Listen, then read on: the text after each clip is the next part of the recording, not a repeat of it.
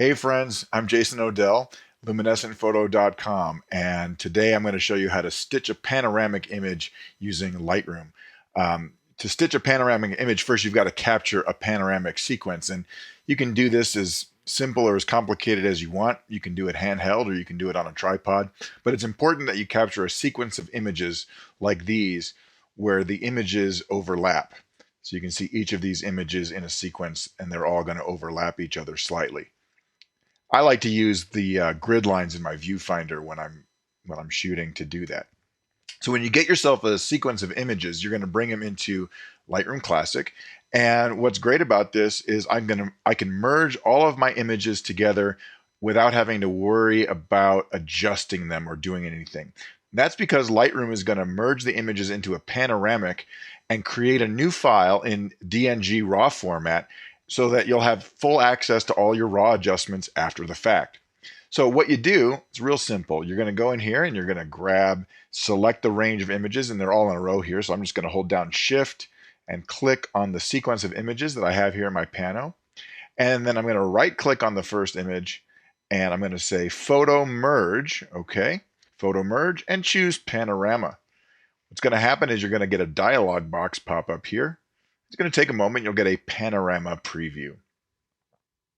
Now this looks a little bit weird, but you can change projections or how the panorama is stitched. So I've chosen perspective here. This doesn't work too well. So let's just go ahead and try spherical. I'm going to rebuild this preview. There we go.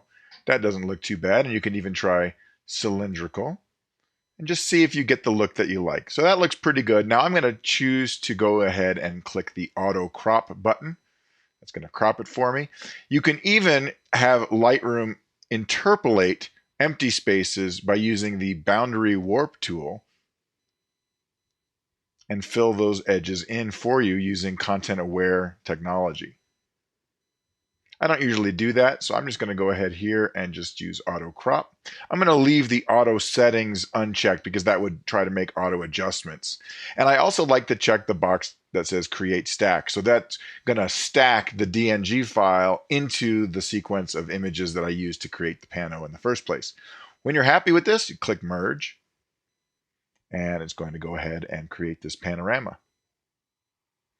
All right, cool. The panorama is completed, and now you can see I've got a stack here of images. I'm just going to expand this stack. I'm just going to double click on the first image, and now I can go into the develop module, D, and if we pull this info up here, you see that this is given the DNG file extension right up here at the top.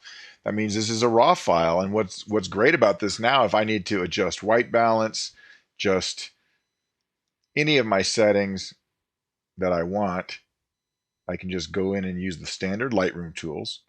But you'll notice I can adjust sharpening. I can set it however I'd like. My lens corrections are still available to me. And depending on the camera you use, you can do lens corrections, chromatic aberration removal, sharpening, whatever you want. So this is saved in raw format. And if I'm happy with this, I can finish it up here, or I can even send it to Photoshop to do further adjustments using plugins or whatever tool you want. So that's how you stitch a panorama in Lightroom Classic. I'm Jason Odell. Thanks for joining me. I'll see you again next time. Thanks.